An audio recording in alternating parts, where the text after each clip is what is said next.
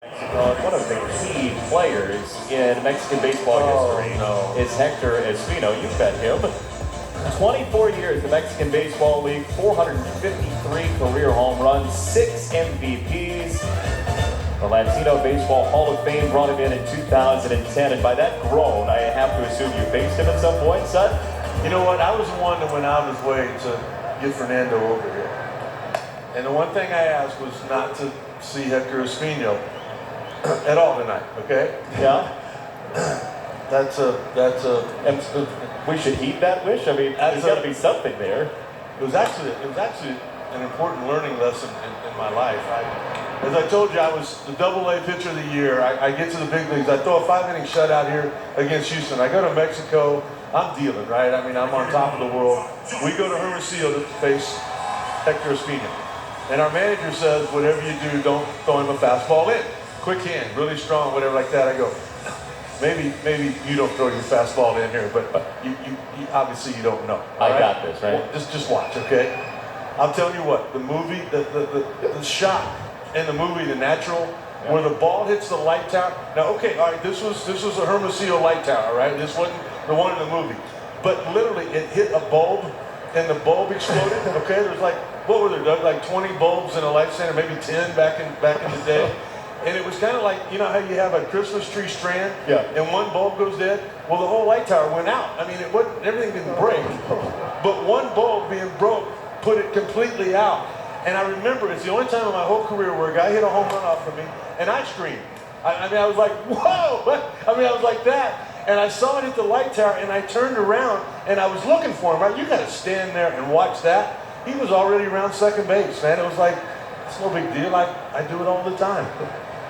Hector Espino. Yeah. I don't remember many of the guys. I don't remember a lot of the guys I played with down there. But that's the one name that I remember from that league, man. That was a huge lesson for me. That was. And Rick, just to piggyback off of that, my uncle Abraham, I talked to him today and I asked him, what do you remember about Hector Espino? And he told me he's the first and maybe the only guy in the Mexican League I've ever seen get intentionally walk with the bases loaded. So if your manager had asked you to do that, you would have probably said it's crazy, but hey, then you found out it's Hector Espino, and that's why they named the Hermosillo Baseball Stadium after that man. I did not know that. I did not know that. That's a tremendous honor.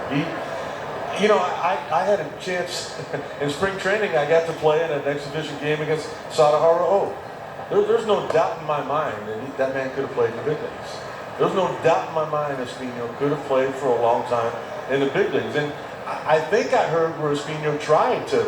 Yeah, he was at AAA very briefly and decided to go back home. There are conflicting reasons for him returning to Mexico, whether it's comfort, whether it was a contract, whatever it might be, but he did come stateside for a while. A couple of games where it played in one seat.